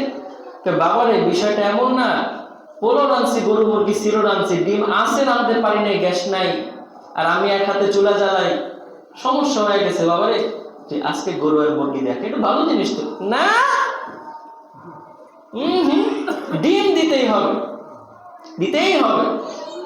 মাকে, বাবা নাই আজকে, না না আমার ডিম দিতে হবে, ডিম ছাড়া আমি খামই না। কতক্ষণ জোরাজোরির পরে বাবার মেজাজ কিছু চিন্তা, বাবু গাই তুই খাইলে খা, না খাইলে করতে বাইরে, খাবার একটা খাওয়ানোর আগে গড়তে বাইরে। তো রাগ করে গেছে গা বাগানে, তো সব খাইছে। এখন মায়ের মন তো ছেলেরা সারা খাইছে, কি করবে, স্বামী সন্তানের সাথে খাওয়া তো লাগবে, কিন্তু মনটা কিন্তু মানতেছে না। খাওয়া দাওয়ার পরে ওই যে বাবাই বলছিল বাইরে রান্দাও না, রান্নান দেয় নেই, সবাই কলিজা মরিজা হাড্ডি উড্ডি দিয়ে খাওয়ায় ছেলের জন্য আসলটা রাইখা, সবার যখন খাওয়া শেষ, মা এবার চুপে ভাত, পোলাও, মুরগির রোজ সব কিছুকে জঙ্গলে নিয়ে গেছে, পোলায় মাল্লাকে রাখ করে গাছে উঠে গেছে। না আমি খামই না, আজকে ডিম দিতেই হবে। তো মাকে, ঠিক আছে বাবা, আমি সারাদিন রান্না বাড়া করছি, আবার হাঁটি পাতে ধুইতে হবে, সন্ধ্যা নাইমা যাবে, আমি রেখে গেলাম, তুই খাই নিস। না আমি খাম না। তো মা গাছের সামনে সুন্দর করে প্লেটে সব সাজায় মা চলে গেছে। গ্রামের দিন, আসরের সময়, শীতের সময় খুব তাড়াতাড়ি বিকাল শেষ হয়ে যায়, অন্ধকার নেমে আসে। তো অন্ধকার নামার সাথে সাথে ইলেকশন চলতেছে, যেহেতু ডাকাই তো মাশাআল্লাহ চলে আসছে। তো ডাকাইত সাহেবরা আসার পরে তারা জঙ্গল দিয়ে প্রবেশ করার সময় দেখে পোলাওয়ের ঘেরান পাওয়া যায়, মা রাঁধছে, বুঝেন না? তো সে আশপাশে তাকায় দেখে গাছের নিচে সুন্দর করে পোলাও, বিরিয়ানি, গোস, রোস্ট, বুট, সালাদ, লেবু সব সহকারে রেখেছে। ডাকাইতে, কিরে আমার গো, ডাকাইতে লেগে কেউ পোলাও বিরিয়ানি দেখে তো অসম্ভব, রহস্যটা কি? এবার উপরেতে আল্লাহর ওই ডাকাইতকে দেখা তার মুতা বের হয়ে গেছে। সে আস্তে করে মুতে দিছে, পড়ছে কোথায়? নিচে তো মারাই খেয়ে গেছে, ডাকাইতে লাইট লাইট মারার পর দেখে উপরে একজন বই দিচ্ছে, এই যে তুই মনে হয় গোপন সংবাদে জানছো আমরা ডাকাইতে আসবো, এই জন্য পোলাও বিরিয়ানি রাইন্দা এটার মধ্যে বিষ মিশায়া আম করে খায়া মারানোর লেগে আইন খেয়ে দিছে। ভাই বিশ্বাস করেন না, তুই না করলি কে, তুই করছিস এটা। ভাই বিশ্বাস করেন আমি করি না, আমার মায় করছে। তুই এখন তোর মায় আর তুই মিল্লা করছিস না, খারাপ না না না। ভাই বিশ্বাস করেন আমি খাম না। খাবি না কই লিখে, তার মানে নিশ্চিত এটার মধ্যে বিষ আছে, খাবি না কই লিখে। তো বাচ্চাকে নামাইছে, এটা খাবে, খাম না, খাবি না কই লিখে। একটু আগে কিন্তু এটার ভিতরে আরেকটা জিনিসও পড়ছে। তো ডাকায় যেটা পুরা চারটা বুইটা খাওয়ায়া এবার কি রে, বিষ তো নাই, তাহলে কি সমস্যা? তো ভাই সমস্যা হইল আমার মা সকালে আমাকে খাইতে বলছিল, আমি খাই নাই, মায়ের লগে বেদবি করছি, এই জন্য এটা আমার নসিবে ছিল, এই জন্য আল্লাহ এটা আমাকে ডাকাইত দেওয়া হইল, নসিবের পোলাও বিরিয়ানি নসিবে খাওয়াই দিতেছে। সুবহানাল্লাহ। আর নসিবে যদি না থাকে ভাই, আপনার ব্যাংকে 14,000 কোটি টাকা থাকলে আপনি একটা দানাও খাইতে পারবেন না, ঠিক কিনা বলেন? আমি আপনাদেরকে বলতেছিলাম রাসূলের জীবনের 10ম বছরের 4টা কাহিনী অলরেডি বলে দিলাম। মেরাজ থেকে রাসূল কি নিয়ে আসলেন? নামাজ। এইবার দেখেন আল্লাহ রাসূল যখন শক্ত পাওয়ার পাইলেন, এবার আল্লাহ রাসূল নবুয়তের 11তম বছরে ভাই আমার আল্লাহ রাসূল খুব বীর দর্পে দাওয়াত প্রচারণা করলেন, বীর দর্পে করলেন, কাউকে ভয় পেলেন না। রাসূলের ভয় পাওয়ার আর কিচ্ছু নাই। পরিবারের স্ত্রী ইন্তেকাল করেছে, আবু তালেব ইন্তেকাল করেছে, রাসূলের ভয় পাওয়ার কিচ্ছু নাই। রাসূল বীর দর্পে দাওয়াত প্রচারণা করলেন, এমন ভাবে দাওয়াত প্রচারণা করলেন যখন হজের মৌসুমে মানুষ হজ করতে আসে তখন রাসূল সাল্লাল্লাহু আলাইহি ওয়াসাল্লাম সমস্ত হাজীদেরকে শোনায় লা ইলাহা ইল্লাল্লাহু মুহাম্মাদুর রাসূলুল্লাহ। এই খবর আবু জাহেল শোনার পরে আবু জাহেল 606 ধারা, কত ধারা আছে, কত ধারা জানি আছে, কত ধারা চালু করে দিলেন। আবু জাহিল এই ধারা চালু করে দিয়া মক্কার অলিতে গলিতে মানুষ দাঁড় করায় দিলেন, সবাইকে বলবা এইখানে মক্কার মধ্যে একটা পাগল আছে, এই পাগলের নাম হলো মুহাম্মদ, এই পাগলের কথা কেউ শুনবা না, এই পাগলের কথা শোনার সাথে সাথে তোমরাও পাগল হয়ে যাইবা। নাউজুবিল্লাহ বলো। আসলে মেন্টাল গারদের রোগীরা নিজেরাই সবাইকে পাগল মনে করে, আসলে কিন্তু পাগল তারা নিজেরাই জঙ্গি হামলা করে, কিন্তু জঙ্গি মামলা দেয় হুজুরদের বিরুদ্ধে। নাউজুবিল্লাহ বলে। কোন টুপিওয়ালাকে আপনি জঙ্গি হিসাবে দেখছেন? টুপিওয়ালা জঙ্গি, দাড়িওয়ালা জঙ্গি বলে পকেটে মেসওয়াক কে, তোর পকেটে মেসওয়াক কে তুই জঙ্গি, তোর পকেটে টিস্যু কে তুই জঙ্গি, তোর পকেটে আতর কে তুই জঙ্গি, তোর দাড়ি হয়েছে কে তুই জঙ্গি, তোর পায়জামা টাকে রূপ রেখে তুই জঙ্গি। এরকম পাগল পাবনা তো পাওয়া যাবে না, কথা বলেন ঠিক কিনা? রাসূল সাল্লাল্লাহু আলাইহি ওয়াসাল্লামের বিরুদ্ধে মক্কা অলিতে গলিতে পাহারাদার লাগায় দিল। মক্কা অলিতে গলিতে যারাই হজ করার জন্য বহির্বিশ্ব থেকে আসে সবাইকে দাওয়াত দেয়। ওইখানে একটা মুহাম্মদ আছে, ওইখানে একটা মাজনুন আছে যার নাম মুহাম্মদ। মাজনুন বিএস মুহাম্মদ। মাজনুন অর্থ পাগল, মুহাম্মদ অর্থ সম্মানী। যখন মানুষকে এই দাওয়াত দেয় মানুষ আতঙ্কিত হয়ে যায়, কিরে যে সম্মানী সে আবার পাগল হয় কিভাবে, যে পাগল সে আবার সম্মানী হয় কিভাবে, কিরে ওরে দেখতে না করে কে, একবার তোরে দেখতে হবে। আল ইনসানু হারিসুন ফিমা মুনিআ, আরবি বাক্য আছে যেটার প্রতি মানুষকে নিষেধ করা হবে সেটার প্রতি আকৃষ্টতা আরো বাড়বে। এইবার মানুষ বলে তারে দেখতে বলে কেন, অন্য কিছু তো দেখতে বলে না। আবু জাহেল নিজের টাকা দিয়ে রাসূলের পক্ষে ক্যাম্পেইন করে দিলেন। আল্লাহু আকবার বলেন। এটাই বলতেছিলাম, যদি থাকে নসিবে এমনি এমনি। এইবার রাসূলের দাওয়াত, রাসূলকে দেখার জন্য পুরা মক্কার মধ্যে ভিড়। এবার আবু জাহেল সমস্ত পাহারাদারকে বলে কিরে, সমস্ত পুলিশ আর্মি বিডিআর ফোর্সকে বলে কিরে তোমাদেরকে না বলেছি হুজুররা যেন কথা বলতে না পারে, কিরে হুজুরদের কথা দিকে মানুষরা আরো বেশি বেশি শুনে আল্লাহু আকবার বলে, কিরে তোমাদেরকে না বলেছি হুজুরদের মাহফিল যেন না হয়, যেখানে মাহফিল একটা হওয়ার কথা ওইখানে ওই গ্রামে ভিন্ন ভিন্ন ভাবে আরো 10টা বেশি। আল্লাহু আকবার বলে। ওই যে আবু জাহেল বাধা দিয়েছিল, আল্লাহর নবীর সম্মান বাড়িয়ে দিয়েছে একজন, তিনি কে?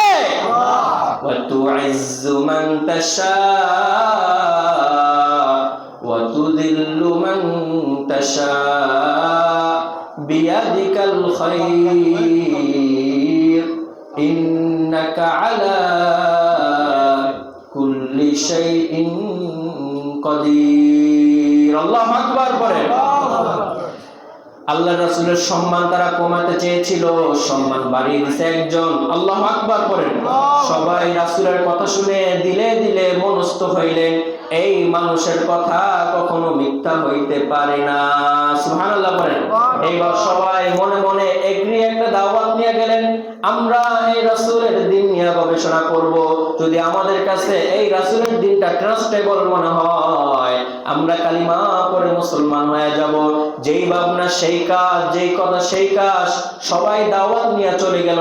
এরপর রাসূল করিম সাল্লাল্লাহু আলাইহি ওয়াসাল্লামের কাছে সমস্ত বিশ্বের বড় বড় বাদশাদের কাছ থেকে খত, রিসালাত এবং চিঠি আসতে থাকলো। এ মুহাম্মদ, শুনেছি আপনি নাকি নতুন একটা দিনের আবির্ভূত করেছেন, সেই দিনের পারপাস কি, সেই দিনের বিষয়বস্তুগুলা কি, সেই দিনের ঢুকলে কি হবে না ঢুকলে কি হবে, আপনি আমাদের আমাদেরকে জানান রাসূল সাল্লাল্লাহু আলাইহি ওয়াসাল্লামের সিরাত অধ্যয়নের মধ্যে বিরাট বড় একটা সংখ্যায় সিরাতের কিছু পৃষ্ঠা আছে, যেই পৃষ্ঠার মধ্যে রাসূল সাল্লাল্লাহু আলাইহি ওয়াসাল্লাম বিশ্বের সমস্ত বাদশাদের কাছে দাওয়াতি চিঠি প্রেরণ করেছেন। সুবহানাল্লাহ বলেন। এইবার রাসূল সাল্লাল্লাহু আলাইহি ওয়াসাল্লাম নবুয়তের 11তম বছরে রাসূল সাল্লাল্লাহু আলাইহি ওয়াসাল্লামের সঙ্গে মদিনার 7 জন যুবকের সাথে স্পেশাল একটা মিটিং হইল, কিভাবে এই দাওয়াতকে মদিনা থেকে ইন্টারন্যাশনাল ভাবে, মক্কা থেকে ইন্টারন্যাশনাল ভাবে মদিনায় পৌঁছানো যায়। আপনারা ঘটনা শুনেছেন, আল্লাহ রাসূল 7 জন যুবককে ট্রেনিং দিয়া মক্কা থেকে মদিনায় পাঠিয়ে দিলেন। তার মধ্যে একজন ছিল মুসআব বিন উমাইর। তার ঘটনাও আপনারা শুনেছেন। মুসআব বিন উমাইর এতটা ধনী ব্যক্তি ছিলেন, এতটা ধনী সাহাবী ছিলেন, শুধুমাত্র ঈমান আনার কারণে তার বাবা তাকে তেজপুত্র করেছে। মুসআব বিন উমাইর প্রতিদিন এমন এমন জামা পরতেন যে একটা জামার মধ্যে এমব্রয়ডারি গুলা ছিল স্বর্ণের সুতা দিয়ে বাঁধাই করা। সুবহানাল্লাহ বলেন। যে মুসআব বিন উমাইর যে ঘোড়ায় চলতেন, সেই ঘোড়া বিশ্বের মধ্যে এক পিস ছিল, আর কোনো ছিল না। মুসআব বিন উমাইর রাদিয়াল্লাহু তাআলা আনহু ইসলাম গ্রহণ করার পূর্বে তিনি এমন এমন আতর এবং খুশবু লাগাইতেন যেটা সম্পূর্ণ হরিণের মৃগনাভি কস্তুরী দিয়ে বানানো হইতো। এলাকার মানুষরা বলে মুসআব বিন উমাইর শত শত মাইল দূর দিয়া যাইতো, তার গায়ের আতরের ঘ্রাণ আমরা এখান থেকে পেয়ে যাইতাম। সুবহানাল্লাহ বলেন। এই মুসআব বিন উমাইর রাদিয়াল্লাহু তাআলা আনহু, যুবক তুমি শুনো, এই মুসআব বিন উমাইর রাদিয়াল্লাহু তাআলা আনহু যখন কালিমা পড়ে মুসলমান হয়ে গেলেন, তার বাবা তাকে তেজপুত্র করে দিলেন। এই মুসআব বিন উমাইরের পরার মতো একটা জামাও অবশিষ্ট আর ছিল না। আল্লাহু আকবার। ইসলাম ত্যাগ শিখায়, ইসলাম ভোগ শিখায় না, ঠিক কিনা বলেন? শুধু যদি আপনি ইসলাম আর আল্লাহ ও তার রাসূলের আদর্শে এসে পড়েন, আপনি হাজার হাজার কোটি টাকা পাচার তো করবেনই না, আপনি মানুষের দিলের ভিতরে আল্লাহ তাআলা আপনাকে স্থান দিয়ে দিবেন। আল্লাহু আকবার বলেন। আজ পর্যন্ত কোনো টাকা পাচারকারী মানুষের দিলের মধ্যে স্থান পায় নাই, কথা বলেন ঠিক কিনা? আজ পর্যন্ত কোনো মানুষ রাসূলের আদর্শকে অনুসরণ করেছে, মানুষ তাকে অবহেলা করে না, কথা বলেন ঠিক কিনা? আল্লাহ রাসূল সাল্লাল্লাহু আলাইহি ওয়াসাল্লাম এই যে 7 জন যুবককে মদিনার মধ্যে পাঠাইলেন, এই 7 জন যুবকের ইমাম হিসাবে আল্লাহ রাসূল সাল্লাল্লাহু আলাইহি ওয়াসাল্লাম মুসআব বিন উমাইরকে পাঠিয়ে দিলেন। হযরত মুসআব বিন উমাইর রাদিয়াল্লাহু তাআলা আনহু মাত্র 7 জন যুবককে সাথে নিয়ে 1 বছর দাওয়াতের মাধ্যমে 70 জন সাহাবীকে তৈরি করে 12তম বছরে আল্লাহ রাসূল সাল্লাল্লাহু আলাইহি ওয়াসাল্লামের কাছে আবার হজের মধ্যে নিয়ে আসলেন, যেটার নাম হচ্ছে বাইয়াতে আকবা সানি। আল্লাহু আকবার বলেন। এই বাইয়াতে আকবা সানিয়ায় 7 জন থেকে 70 জনকে নিয়ে আসলেন। এই 70 জনের মধ্যে আরেকজন সাহাবী ছিলেন, তার নাম কাব ইবনে উমাইর রাদিয়াল্লাহু তাআলা আনহু। আল্লাহু আকবার বলেন। এই কাব ইবনে উমাইর রাদিয়াল্লাহু তাআলা আনহু এই 70 জন সাহাবীর আমির ছিলেন। তার সাথে রাসূল সাল্লাল্লাহু আলাইহি ওয়াসাল্লাম রাতের 3 ঘটিকায় তাহাজ্জুদের পরবর্তী সময় আরেকটা মিটিং ফিক্স করলেন, কিভাবে এই দাওয়াতকে এবার মদিনার বাইরে পুরো বিশ্বের মধ্যে প্রচার করা যায়। রাসূল সাল্লাল্লাহু আলাইহি ওয়াসাল্লাম এই দাওয়াতের জন্য যে স্থানটাকে মনোনয়ন করলেন, শাহবাগের মতো বড় কোনো স্থান নয়, সরোয়ার্দী উদ্যানের মতো বড় কোনো স্থান নয়, মাইক নাই, প্যান্ডেল নাই, বড় এলইডি টিভি নাই, বড় কিছু নাই। আল্লাহ রাসূল সাল্লাল্লাহু আলাইহি ওয়াসাল্লাম রাতের 3টা বাজে সমস্ত কর্মীকে দাওয়াত দিলেন। কোনো বিরিয়ানি নাই, কোনো জিলাপি নাই, কোনো মিনারেল ওয়াটার নাই। আবার মিটিং শেষে পকেটের মধ্যে 1000 টাকা ঢুকায় দেওয়া নাই, কোনো কিচ্ছু নাই। বিনা হাতে খালি হাতে শুধুমাত্র বুকে ইসলামকে ধারণ করে সমস্ত কর্মীরা রাতের 3টা বাজে একত্রিত হইল। আল্লাহ রাসূল সাল্লাল্লাহু আলাইহি ওয়াসাল্লাম তার চাচা আব্বাসকে সাথে নিয়ে 3 ঘটিকায় ওই কাফেলার সাথে মিটিং করার জন্য গেলেন। সেইখানে তাদের সাথে একটা মিটিং হলো। আব্বাস রাদিয়াল্লাহু তাআলা আনহু তখনও মুসলমান হয় নাই।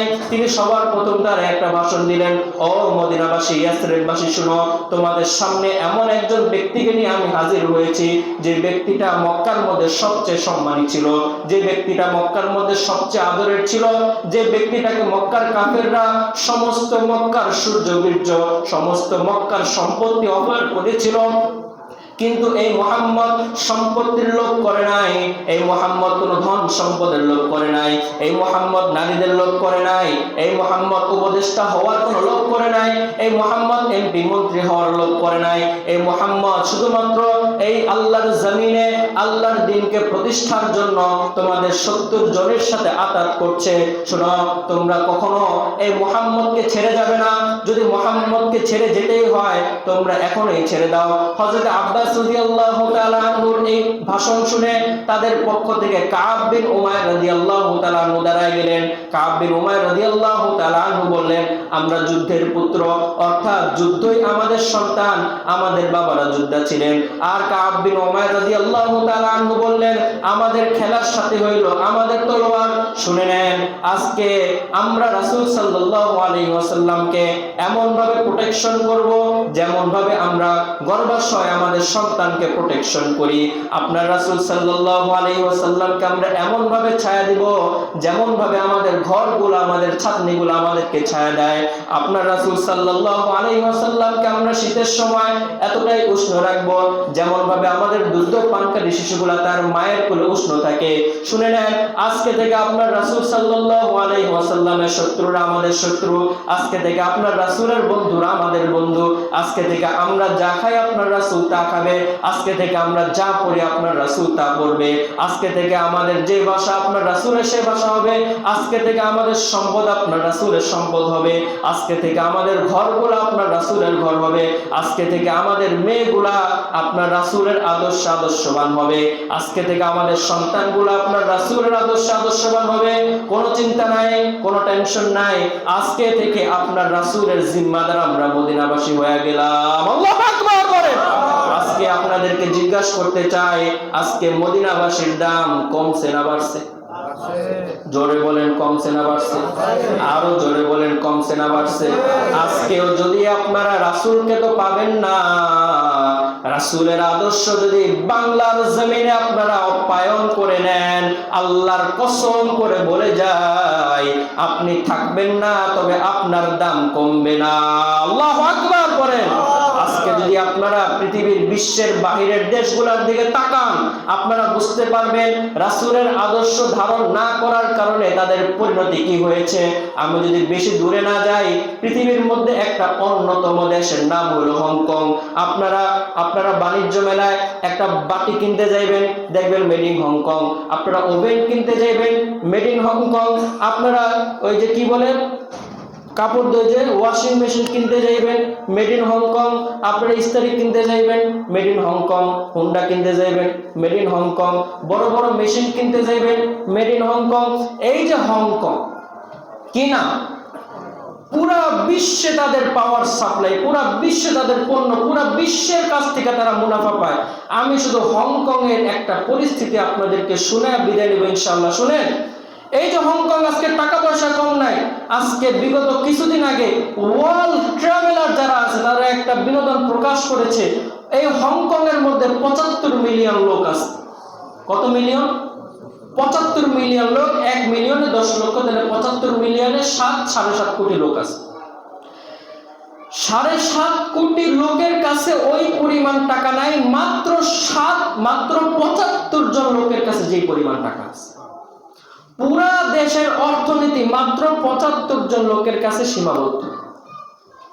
কি কারণে? একমাত্র রাসূলের আদর্শ না থাকার কারণে। আপনি বলতে পারেন হুজুর কোন জায়গার বয়ান কোন জায়গায় ঢুকাই দিলেন? রাসূলের আদর্শ না থাকার কারণে কেন? যাকাত ম্যানেজমেন্ট সিস্টেম নেই। গরিব সারা জীবন আরো গরিব হতে থাকে, গরিব হতে থাকে, গরিব হতে থাকে, গরিব হতে থাকে, আর টাকা বড় লোকদের কাছে যেতে থাকে, যেতে থাকে, যেতে থাকে, যেতে থাকে। এই জন্য আপনাদেরকে বলবো, যারা ইউরোপ আমেরিকার আদর্শ নিয়ে বাংলাদেশে রাজনীতি করে, তারা কখনো মানুষের দুঃখ বিমোচন করতে পারবে না। তারা মানুষকে আরো বেশি ঋণের মধ্যে ফাঁসায় দেবে। কথা বলেন ঠিক কিনা? কারণ রাসূলের আদর্শ একমাত্র আদর্শ যারা মানুষকে দরিদ্রতা বিমুখ করে। আল্লাহু আকবার করেন। এই হংকং এর মধ্যে 75 মিলিয়ন পার্সনের টাকা পয়সা মাত্র 75 জন মানুষের কাছে। তারা মাইকের মধ্যে বলতেছে যে আমাদের দেশের যে সিস্টেম এটা দিনের পর দিন নিচে নামবে। এর কারণ হলো এখানে মদ আর অবৈধ নারীকে বৈধতা দেওয়া হয়েছে। আর মদ আর অবৈধ নারীকে বৈধতা দেওয়ার কারণে কি হয়েছে ভাই?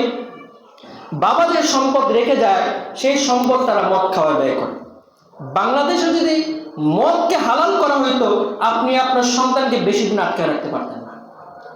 তারা বহু সিস্টেম করে আজকে 100 বছর যাবত তারা তাদের পৈতৃক সম্পদ মদে লাগাই দিছে। টাকা পাইছে কারা? মদ কোম্পানি। এরপরে তারা তাদের পৈতৃক সম্পদকে কই লাগাই দিছে?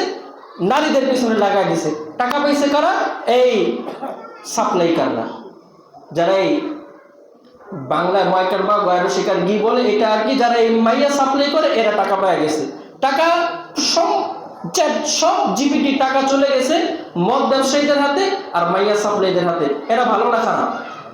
এরা খারাপ। সমস্ত ভালো মানুষের টাকা তাদের কাছে চলে গেছে শুধুমাত্র রাসূলের আদর্শ হারাম আর হালালকে না বুঝার কারণে। নাউজুবিল্লাহ বলেন। এই হারাম আর হালালের পার্থক্য যদি আপনিও আজকে না বুঝেন, আজকে থেকে 20 বছর পরে আপনার সন্তান যে পথে পথে ভিক্ষা করবে এর মধ্যে কোনো গ্যারান্টি নাই। এখন শুনেন তাদের অবস্থা। বিপুল পরিমাণের লোক তারা কিভাবে থাকে? হাসপাতালের মধ্যে যেরকম বহুতল বেড থাকে, বহুতল বেড, একতলা বেড, দুতলা বেড, তিনতলা বেড, এক রুমের মধ্যে যেখানে আপনারা 3 জন থাকেন সেখানে তাদেরকে 30 তলা 3টা বেডের 10টা বেড দিয়ে 30 জনকে থাকার জায়গা করে দিচ্ছে। কিচ্ছু করার নাই, তাদের কাছে টাকা নাই। এখন এদেরকে দেশ থেকে বের করলে দেশের নাম খারাপ হবে। এদেরকে এখানে দিয়ে দিছে, এদেরকে বিনামূল্যে ইন্টারনেট দিছে যে তোমরা যতদিন বাঁচবা যেন এর মধ্যে তোমরা নিজের মাথাকে পরিষ্কার করে ভাবতে না পারো, সারাদিন ইন্টারনেট দেখবা আর এখানে মরে যাইবা। আল্লাহর কসম করে বলি, এই যে গত 2 দিন আগে আমরা এই পরিস্থিতিগুলো দেখলাম, এরা বলতেছে যে আমাদের এইখানে শুধুমাত্র আমাদেরকে মৃত্যুর অপেক্ষায় রেখে দেওয়া হয়েছে। এখানে আমাদের খাবার কি? এখানে আমাদের খাবার হইলো শ্যামবাজারে পচা শাক সবজি আমরা নিয়ে আসি। এক বাথরুমে যেখানে মানুষ বাথরুম করে সেইখানের পানি দিয়ে আমরা শাক সবজি রান্না করে খাই। যেখানে আর ওইখানে এতটা সার পোকা, সরকারের নিধনের কোনো প্রয়োজন নাই, কারণ সরকার চাইলে যেন দ্রুত মরে যায়। কারণ এদের কাছ থেকে চুষার মতো আর কিছু নাই। এদের সমস্ত সম্পদেরকে জিজ্ঞেস করে তোমাদের কারণ এরকম কেন? তারা বলছে যে আমাদের দেশে কোনো আইন নাই, আমরা আমাদের টাকা ইচ্ছা মতো মদে লাগাইতে পারি, আমরা আমাদের টাকা ইচ্ছা মতো নারীবাজে লাগাইতে পারি, আমরা আমাদের টাকা ইচ্ছা মতো জুয়ায় লাগাইতে পারি। আর যখনই আমরা লাগাই আল্লাহর কসম আমরা জিতি না, আমরা হারতে থাকি। এমনকি আমরা আমাদের কিডনিগুলা জুয়ায় লাগাই দেই, আমরা আমাদের চোখগুলা জুয়ায় লাগাই দেই, আমরা আমাদের কলিজাগুলা জুয়ায় লাগাই দেই, আমরা আমাদের মস্তকগুলা জুয়ায় লাগাই দেই। আমরা আপাত মস্তক জুয়ার মধ্যে লাগাই দিয়া আমরা কিছুদিন বেঁচে থাকি। যখন আমি মারা যাই এরপরে সরকার আমাদেরকে কবর দেওয়ার মতো জায়গাটা তাদের কাছে নাই, তারা আমাদেরকে পুড়ায় ফেলে মাটির মধ্যে নিভায় দেয়। নাউজুবিল্লাহ। আপনাদেরকে এবার জিজ্ঞাসা করবো, এই পরিস্থিতি হংকং এর কিসের কারণে বলেন? ওইখানে কি গণতন্ত্র নাই? ওইখানে কি কোর্ট নাই? ওইখানে কি ডাক্তার নাই? ওইখানে কি ইঞ্জিনিয়ার নাই? ওইখানে কি পুলিশ নাই? ওইখানে কি র্যাব নাই? ওইখানে এভরিথিং ইজ অল, সব কিছু আছে। ওইখানে যেটা নাই সেটা হলো আল্লাহর রাসূলের আদর্শ। কথা বলেন ঠিক কি? হে যুবক, তুমি জেগে ওঠো। তুমি জেগে না উঠলে বাংলাদেশ আর এরকম থাকবে না। হে যুবক, তুমি রাসূল সাল্লাল্লাহু আলাইহি ওয়াসাল্লামের সাথে হিলফুল ফুজুলের সঙ্গী ভুলে যাবে না। হে যুবক, তুমি রাসূলের বায়াতে আকাবার সঙ্গী, তুমি রাসূলের বায়াতে আকাবায়ে সানিয়ার সঙ্গী, তুমি রাসূল সাল্লাল্লাহু আলাইহি ওয়াসাল্লামের হিজরতের সঙ্গী, তুমি রাসূল সাল্লাল্লাহু আলাইহি ওয়াসাল্লামের মক্কা বিজয়ের সঙ্গী, তুমি রাসূল সাল্লাল্লাহু আলাইহি ওয়াসাল্লামের উহুদ বিজয়ের সঙ্গী, তুমি রাসূল সাল্লাল্লাহু আলাইহি ওয়াসাল্লামের বদর বিজয়ের সঙ্গী। তুমি যদি ঘুমিয়ে থাকো ঘুমিয়ে পড়বে পুরো দেশ, তুমি যদি ঘুমিয়ে যাও ঘুমিয়ে পড়বে গোটা বিশ্ব। আজকে তোমাদেরকে মদ দিয়া, নারীর লোক দেখায়া, তোমার ঘরের মধ্যে ভারতীয় হিন্দি সিরিয়াল চালায় দেয়া, তোমাদেরকে ওই ঘুম পাড়ায় দেওয়ার প্রচেষ্টা, যে ঘুম হংকং এর মানুষরা ঘুমানোর কারণে আজকে তাদের দিনও শেষ, দুনিয়াও শেষ। আজকে তোমার আশায় উইঘুর, আরাকান, ফিলিস্তিন সমস্ত মুসলিমরা তোমার আশায়, তুমি জাগলে সবাই নিরাপদ, তুমি ঘুমাইলে গোটা দেশ আবার শাপলা চত্বরের ভয়াল আভায় ধ্বংস হয়ে যাবে, ধ্বংস হয়ে যাবে, ধ্বংস হয়ে যাবে। কথা বলেন ঠিক কিনা? নারায়ে তাকবীর, নারায়ে তাকবীর। দিন ইসলাম, দিন ইসলাম জিন্দাবাদ, দিন ইসলাম, দিন ইসলাম জিন্দাবাদ। আল কোরআনের আলো ঘরে ঘরে জ্বালো, আল হাদিসের আলো ঘরে ঘরে জ্বালো। দিন ইসলাম, দিন ইসলাম।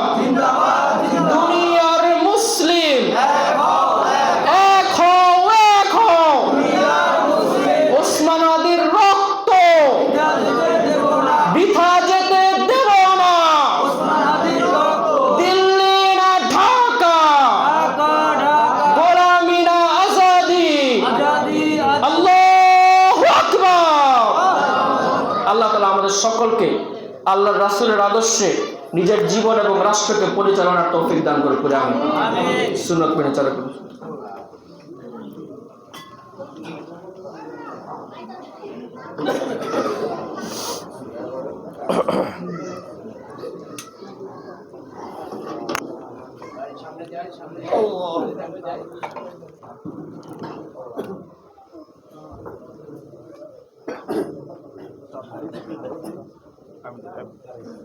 ঠেলা দেন, ঠেলা দেন।